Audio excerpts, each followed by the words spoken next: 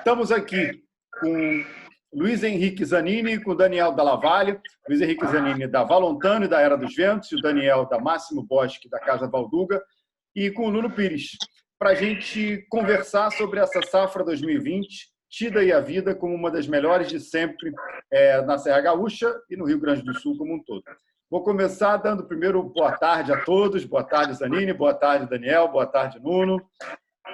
E já começando com a primeira pergunta, é de fato, começar a perguntar, qualquer um dos dois que quiser se manifestar pode se manifestar, essa é de fato uma das melhores safras de sempre? Bom, sim. Daniel, vai lá. Bom, Zanini, essa vai ficar fácil responder, né? Daniel, eu acho que a resposta é assim, né? É o ano que era o enólogo não estragar, né? A natureza. Só essa eu acho que é a resposta, né? É uma safra idêntica a 2018 ou consideram que esta ainda supera 2018? Nuno, boa tarde, tudo bem a todos aí? No meu ponto de vista aqui, depois o Zanini pode se manifestar também, essa 2020 já superou 2018, né? Na própria vendima, já isso se manifestava na qualidade das uvas. 2018 eu digo que foi excelente e a 2020 foi excepcional. Foi uma safra fantástica, né? É difícil até de falar de todos os atributos positivos que ela tem. E o que aconteceu? Por que ela foi tão fantástica assim? Como é que foi o mecanismo dela? Como é que foi o período de floração? Como é que foi todo o período de amadurecimento até chegar na colheita? O que deu tão certo assim? Deixa eu te comentar então. No período de floração ali o inverno, na verdade o inverno passado não foi um inverno tão frio para nós aqui, não foi um inverno tão regular. Ele foi até, de certa maneira, um pouco irregular. Na primavera, na floração, tivemos chuvas até em alguns picos em demasia, mas quando chegou no final de primavera, início de verão, ali no período de dezembro, já começou uma estiagem. Uma estiagem essa que acabou agora, no último final de semana, que tivemos 93 milímetros de precipitação. Então, foram fatores preponderantes, no meu ponto de vista, essa falta de água no final do fechamento de cacho. Fez com que os grãos não se tornassem tão grandes, onde tivemos uma concentração maior de antocianos, taninas, componentes aromáticos, né? E continuou. E essa estiagem foi se alargando e todo o período de vindima, ela determinou com que o enólogo e o viticultor juntos pudessem avaliar o ponto de colheita e determinar a melhor fase para a colheita, né? Então, esses acredito que sejam os fatores assim principais, né, que determinam a qualidade, principalmente quando nós falamos de vinhos tintos. Quando falamos de branco ou base espumantes, daí talvez o cenário mude um pouquinho. Nós tivemos outras excepcionais safras nos últimos 30 anos. Mas quando se fala de vinho tinto, esses são fatores que são fundamentais para a qualidade da uva, né? Zanini, complementa ali a nossa resposta. Assim, continuando só o raciocínio do Daniel, é importante, eu acho, que ele falou muito bem, né? Para as variedades tintas foi excepcional. Talvez o Daniel tenha mais tempo que eu até, eu comecei tarde, né? Mas nesses últimos 20 anos, assim, de trabalho que eu tenho com a vitivinicultura, eu nunca vi realmente uma safra como essa, né? E ela foi boa, eu acho, em todos os ciclos, né? Assim, ciclos que eu digo lá de maturação, tanto para as variedades brancas, tintas, então, as tardias, né? Também tem algumas brancas que são tardias, no caso que eu estava falando da Poverella, mas eu acho que o Daniel, eu acho que ele resumiu bem. O nosso inverno aqui, só para alguns dados, a gente tem, assim, em média, 409 horas de frio, né, por ano, normalmente. Esse ano que ele falou que foi bem abaixo mesmo, a gente teve dessas horas de frio, né? A gente considera um frio técnico, assim, abaixo de 7 graus, 7,2 a dormência. Então, isso a gente teve ali 130 horas, né? Não foi aquele frio na média histórica, né? Eu acho que foi o único fator. O Daniel falou das chuvas, isso atrapalhou um pouco. Nós tivemos uma quebra, assim, aí eu tô falando do nosso caso, né? De 20% de algumas variedades, o que foi importante. Então, essa chuva em demasia, ela aconteceu de forma irregular, né? E aí, também resumindo os dados que o Daniel falou, só para vocês terem uma ideia, eu peguei aqui a média histórica dos últimos 30 anos, né? O que são as médias aqui no temperatura média e mesmo pluviosidade, que é o que nos interessa. Por exemplo, no mês de março, é normal chover acima de 5 milímetros 10 dias por mês. Choveram 2, né? Em fevereiro, por exemplo, o normal seriam 7 dias de chuva acima desses 5 milímetros. Nós tivemos 5 dias, né? E janeiro também. Então, assim, foram todos os meses de chuva abaixo, né? Desses... ter 2 dias de chuva acima de 5 milímetros em março é uma dádiva para a gente aqui da Serra Gaúcha. Aí o Daniel até pode falar de outras regiões também, né? Então, foi muito, muito interessante, assim. Eu não sei se o Daniel concorda. O que tem de diferente nessa safra foi... Ela foi extremamente, assim, foi uma uva parelha, sabe? Não houve desconformidade. A uva, ela era toda uniforme. Isso, para mim, nesses 20 anos, eu nunca tinha visto dessas variedades. Né? Zanini, perfeito, né? Então, deixa eu te comentar na questão sanidade das uvas. Aqui na Valduga, todas as uvas, nós passamos elas por esteira de seleção de uvas, inclusive o base espumante passa nessa mesa de seleção e depois vai diretamente para a prensa fazer prensagem direta. Então, nas safras normais, todo ano você encontra pequenas anomalias nos cachos de uvas, né? Mas nesse ano nós falamos assim, mas para que estamos passando a uva na esteira, gente? Não tem um grão sequer, não Sim, teria exatamente. um grão de uva para tirar, porque ela era toda perfeita, exatamente perfeita. Então, é isso que você fala, né, Zanini? Essas condições climáticas foram extremamente favoráveis para que a uva chegasse no seu auge, no ponto ideal de colheita. E como você comenta, né, dos últimos 30 anos ali, 91 foi o ano que eu comecei a fazer enologia. E eu lembro, né, lá em casa, filho de viticultores, né, e sempre eu lembrava minha mãe falar que no ano que eu comecei a estudar foi o ano que deu a maior seca, né, ela sempre falava isso. E esse ano ela falou de novo, olha, igual daquele ano que tu começou a estudar. Então, são coisas assim que não precisa nem ter dados tão fundamentados, as pessoas lembram dessa seca, porque secou tudo mesmo, né? A vegetação nativa também estava secando já. E é importante falar também que o Zanini comentou bem dos dados ali, até janeiro teve um pouquinho de chuva a mais do que os outros meses, né, Zanini, do que fevereiro e março. Mas como, não sei se... Fevereiro e março, sim, né? Mas em relação à média histórica, ela se manteve, né? Foi exatamente 8 dias, igual, né? Eu acho que foram 160 milímetros, mas como o solo já estava em estresse hídrico, ele estava seco, essa chuva não afetou nada. Porque o solo já estava seco, porque dezembro já teve estiagem, né? Então, praticamente, isso não afetou nada, não prejudicou nada. Então, como a gente pode dizer, deu tudo certo. Tudo deu certo. Tudo conspirou a nosso favor. E como nem tudo pode dar certo o tempo inteiro, vocês tiveram a melhor safra de sempre no meio de uma pandemia do coronavírus.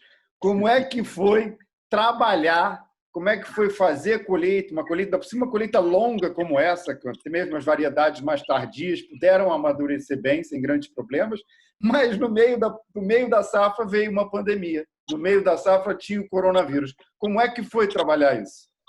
Pô, Alexandre, eu nem poderia te responder essa resposta, tá? Porque, na verdade, nós trabalhamos um pouco na ilegalidade aqui.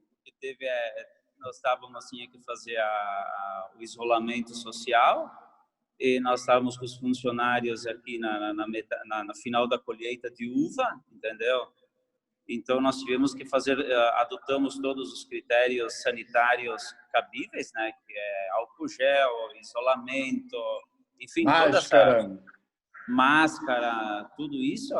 E a gente conseguiu administrar, mas não foi fácil, tá? Porque as pessoas também estavam um pouco receosas, mas deu tudo certo, tá? No final, porque quando começou aqui na cidade, o momento do isolamento, já nós estávamos bem na parte final da colheita. E a parte da vinificação não é uma área que envolve o maior número de pessoas, então elas não estão concentradas como uma linha de engarrafamento, que as pessoas têm que estar concentradas, elas estavam um pouquinho, elas conseguem ficar mais isoladas, certo?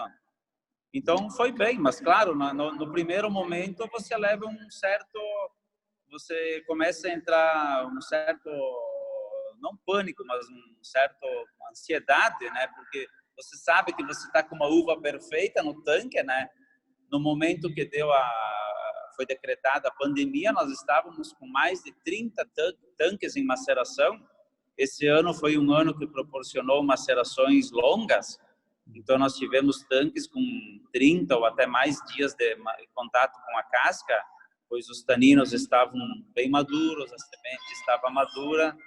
Então isso proporcionava que você deixasse essa uva em maior tempo em contato, né? Mas felizmente, de maneira cautelosa, nós conseguimos fazer com que essa maceração ocorresse de forma perfeita. E aí, Zanini, como é que foi para você? Para mim não foi tão tranquilo assim. Assim, ó, quando chegou, né? Primeiro, assim, houve uma desconexão total política aqui no Brasil, né? Quando começou isso. Então, tinha coisa que o presidente falava, que o governador falava. A gente tinha que, mais ou menos, assim, se adequar entre três opiniões. Obviamente que a gente optou pelas do governador, né? E a gente via que o governo federal estava totalmente perdido. Né? A gente ia atrás do ministro da Saúde, né? E por isso que o Daniel falou, a gente obedeceu todos esses critérios. Só que, assim, variedades, que nem o Daniel falou, variedades tardias, né? Que a gente tinha uma maceração mais longa. Aí, quando a maceração é feita manual, né, a gente precisava remontagens manuais. Aí, no caso da Era dos Ventos, por exemplo, Peverella, eu tive que envolver meus filhos, cara. Eu deixei Fernando, a gente trabalha em 3 só, né? E na Valontano também. Então, assim, ó, a gente fez de não se encontrar mesmo. No início, a gente fez o seguinte, cada um, aí falando em empresa pequena, né? A gente ficava isolados, cara. Assim, na primeira semana que deu aquele pânico, assim, eu ia, né? E como meus filhos estavam dentro de casa, aqui também, eu levava eles, né? E aí a gente já tinha um controle maior, eles também estavam em isolamento, e aí acabava fazendo essas remontagens longas, que nem o Daniel falou, que, pô, como é que nós vamos perder uma safra dessas, né? Justamente acontecendo essa pandemia. Então, foi o seguinte, aqui se tornou uma operação, assim, de revezamento, sabe? A gente se revezava para não se encontrar nesses primeiros dias, né? E foi complicado, porque aquele teu lado poético diz assim, perde a vida, mas não perde o vinho, né? E a gente tinha que se adaptar a isso. Então, levei gente aqui de casa, cara. Que nem diz o Daniel, na completa ilegalidade, né? Mas a gente tinha que fazer isso, não tinha como não fazer, né? Então, assim, por exemplo, macerações que eram, né? É importante que se diga, assim, eu consegui fazer pela primeira vez, a gente deixou lá, tá em maceração até agora, né? Cachos inteiros, a la Gravner, mas não em ânfora, mas sim em barricas de madeira, as uvas inteiras, né? Então, como tinha vários tanques em fermentação, mas todas elas manual, a gente teve que fazer mesmo um escalonamento. Essa que foi a nossa saída, sabe? Então, não me encontrava com as pessoas da vinícola e a gente fazia esse escalonamento até para poder fazer esse trabalho manual, né? E na Valontano, então, assim, foi um pouco mais tranquilo. Mas aí, como era tanque e tal, então, podia fazer fechado e tal, então não envolvia muita gente como o Daniel falou, né? Mas a colheita a gente pegou assim, que a gente deixou o máximo que deu. Então, na colheita das últimas uvas ali, no caso do Peverella também, a gente teve que fazer assim, um trabalho bem meticuloso, né? Dessas variedades e desse protocolo, que a gente ia mais por intuição, porque não sabia muito bem o que fazer, cada um dizia alguma coisa, né? Era muito novo para a gente, mas a gente acabou usando essa, eu acho, OMS aí. Luís Zanini, mas diga-se de passagem, depois o decreto municipal, ele até permitia, né? Porque foi levado, as entidades do vinho levaram junto aos órgãos competentes do município a necessidade que tínhamos, né? E o órgão municipal foi sensível e acabou liberando o trabalho para as vinícolas que estavam em processamento de uvas. Ainda, claro, tinha que respeitar todos os critérios sanitários, mas estava liberado isso, tá?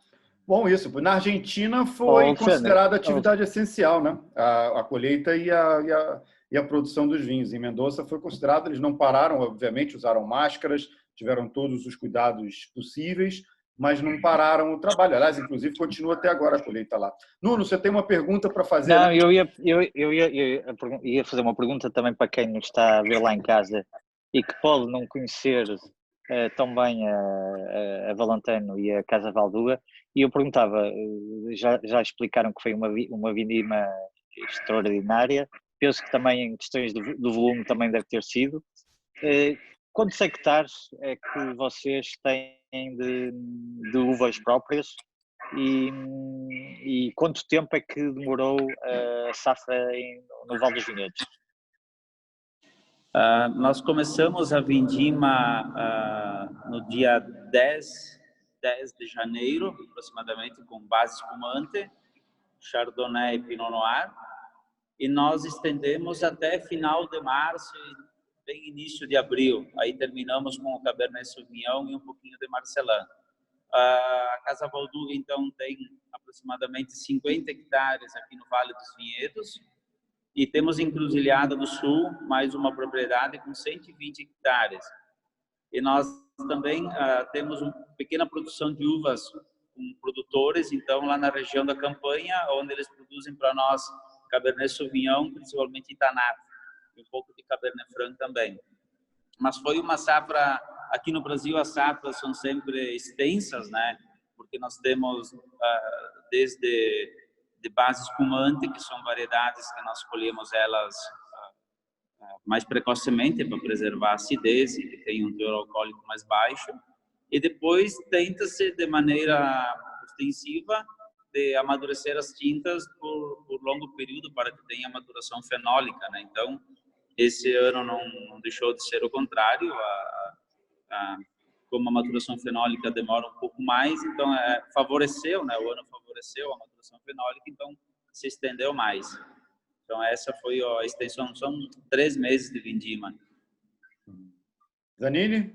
Não, no caso, assim, na Valentano a gente praticamente trabalha ali com as variedades tintas, né? No Vale dos Vinhedos, que a gente tem Cabernet, Merlot, Tannat e um pouquinho de Chardonnay. E aí são 7 hectares que nós temos. Depois dos Caminhos de Pedra, que a gente compartilha alguns vinhedos com a Era dos Ventos, aí a gente ainda tem 4 hectares que consideramos próprios, tá? Sendo que só 2,5 são nossos, mas os outros 2 hectares somos nós que cuidamos. Então, considero nós, tá? E tem outros parceiros, então, né? E aí, por exemplo, na questão de vinhos como o Trebbiano, né? O próprio Peverella, que a gente vai atrás de produtores que tenham vinhas antigas, aí também, daí somando isso, dá mais uns 2,5 hectares no máximo, né? Então, essas são as nossas áreas. E em termos de vinificação, é isso, né? Os vinhos da Valentano aí, com um pouco mais de tranquilidade, deu para elaborar. Como o Daniel falou, foi um ano que a gente explorou muito a maceração, né? Eu acho que também por essa questão de aromas, não pela questão de concentração, né, do vinho, mas sim como tinha um potencial enorme ali para aromas e tal, acho que a gente aproveitou muito isso, né? E na Era dos Ventos também foi. Eu acho que foi uma maceração histórica, assim, né? E voltando assim à qualidade da uva, eu tinha feito um levantamento, né? Eu tenho o grau Brix Peverella desde 2008, né? E realmente esse aqui foi totalmente assim fora da curva, né? A gente conseguiu 2, 3 graus a mais assim em cada variedade. Então foi muito interessante mesmo esse ciclo vegetativo aí, né? A gente está chegando já no fim do nosso papo, daqui a pouco o Zoom expulsa a gente.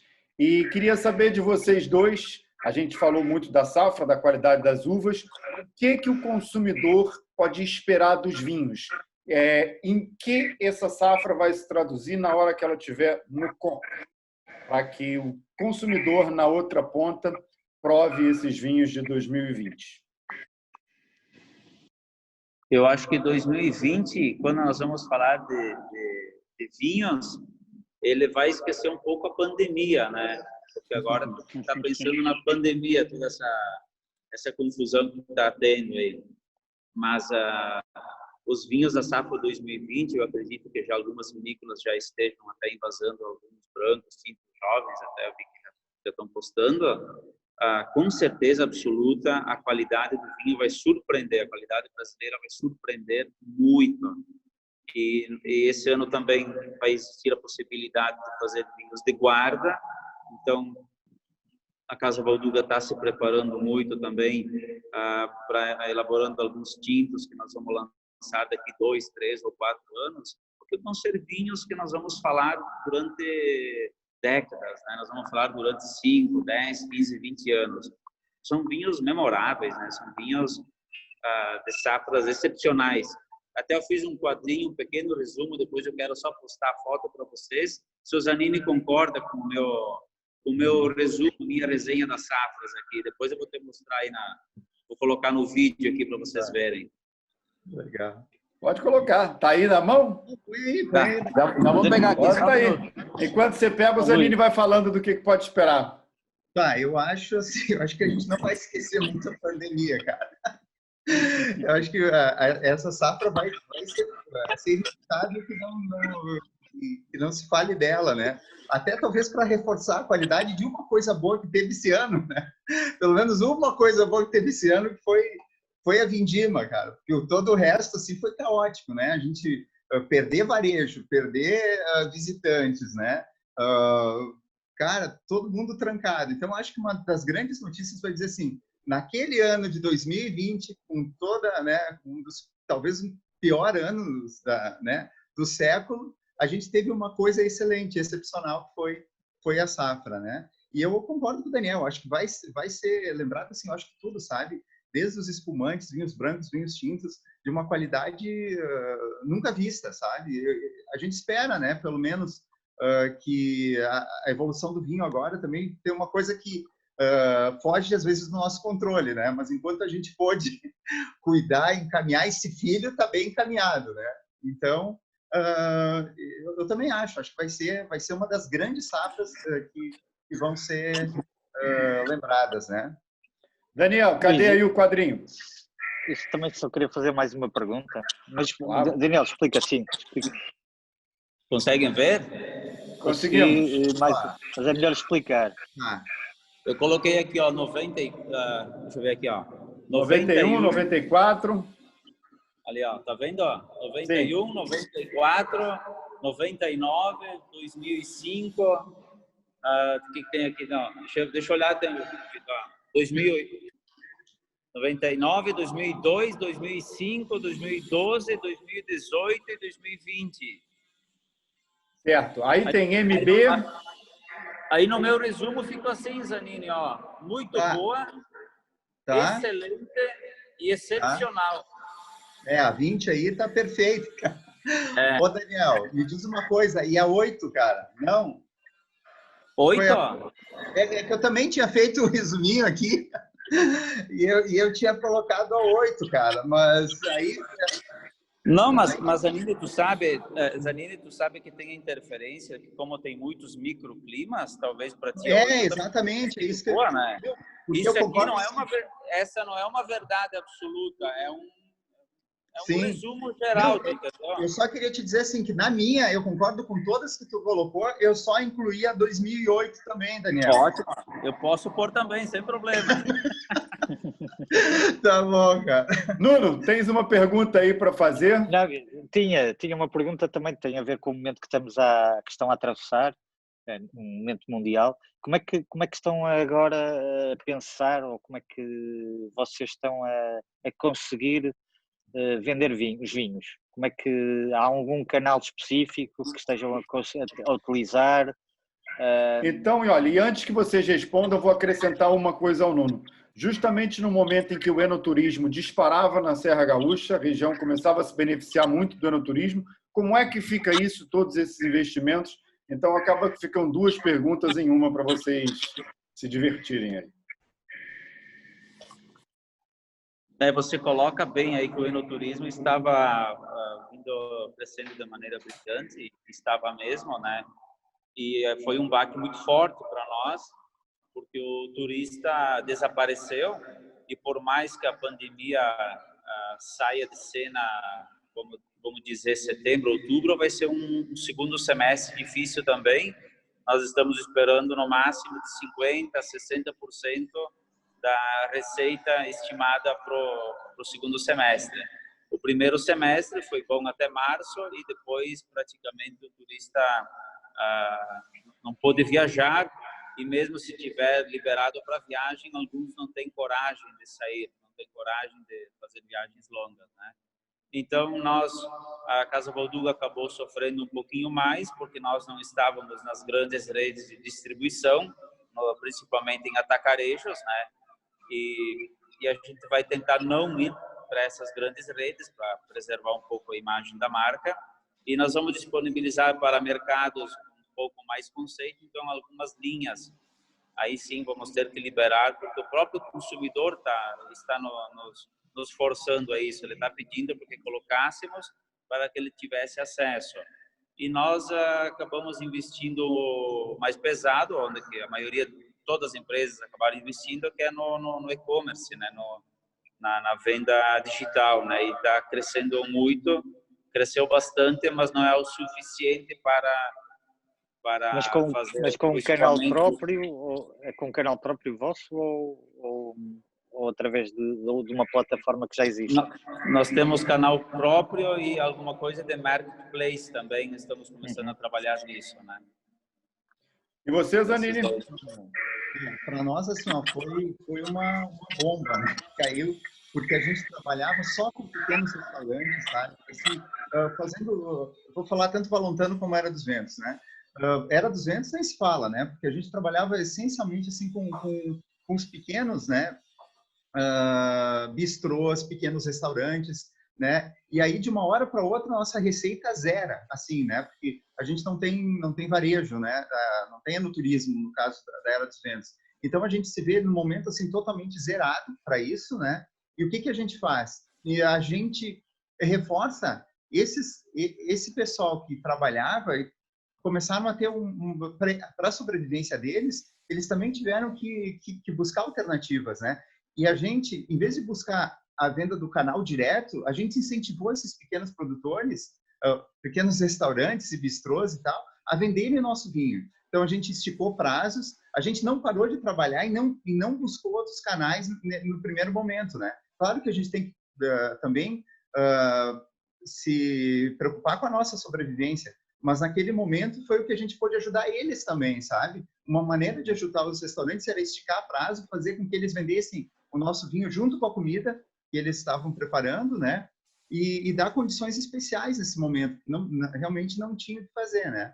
E algumas coisas, assim, a gente começou a fazer venda direta, onde não tem esses canais de distribuição, que acabaram sendo esses restaurantes nossos canais de distribuição, né? Aí sim buscar a venda direta, né? Direto para o consumidor final, mas aí com um canal próprio, né? Somente nós. No caso da Valontano, então, também trabalha muito com restaurante, né?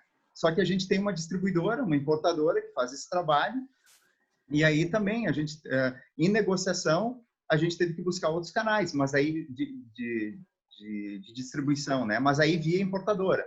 E como o Daniel falou, a gente não tem acesso assim, teve vinícola que aumentou as vendas, inclusive. Quem trabalha com supermercado, foi a única coisa que não fechou aqui no Brasil foi supermercado. Então, eles venderam muito através do supermercado, né? E como a gente não tem essa possibilidade nesses canais, foi bem complicado, assim. De repente, zera a enoturismo, né? Aí entrando, Lalas, na questão do enoturismo, né? Realmente parou também, sabe? As pessoas tinham medo. Então, parou praticamente tudo, né? Então, tivemos que buscar alternativas, mas dentro também um pouco daquilo que o Daniel falou, sem desespero, né, cara? Assim, primeiro, preservação da vida e das pessoas, da saúde em primeiro lugar, né? E depois, claro, vamos ver como é que a gente faz para sobreviver a empresa, mas não queimar a marca, que nem o Daniel usou a expressão, né? Usar qualquer canal aí para um desespero completo, para vender de qualquer jeito os vinhos, né? Queria agradecer a presença de vocês para esse nosso primeiro bate-papo da Gula, já oficial, a Gula voltando aí com tudo, voltando com força total, e ainda vai ficar muito melhor do que isso. E logo com 2 craques do vinho brasileiro. Exato. A gente tinha que começar em grande estilo. Não poderíamos começar com qualquer coisinha, né? Então, obrigado pela presença de vocês, obrigado pela participação. Um brinde, saúde, e que essa safra 2020, que é a safra da pandemia... Para aí, mostra aí a garrafa de novo, Daniel. Que beleza! Daqui a pouco eu vou abrir um desse aqui que eu tenho, viu? Depois vocês pesquisem ali do Blanc de Blanc da Valduga, tá? Vocês viram o prêmio que ganhou? Não? Qual foi o prêmio que ganhou? Diga aí. No concurso Vinales ficou como o melhor espumante do concurso, ó. Pois foi, eu vi isso. É verdade. É o Espetacular. Blanc de Blanc 130. Parabéns. Isso para o vinho brasileiro é espetacular. É assim que a gente vai aos poucos conquistando o mercado. Muito bom para nós. Mas, de novo, queria agradecer a participação de vocês nesse bate-papo e que a safra 2020, essa safra da pandemia, seja no futuro pelo menos tão lembrada quanto foram esses dias difíceis, quanto vão ser esses dias difíceis dessa epidemia que qualquer hora, mais cedo ou mais tarde, vai nos deixar. Abraço a todos. Obrigado. Muito obrigado. Muito obrigado. Obrigado a vocês. Um abraço. Tudo de bom.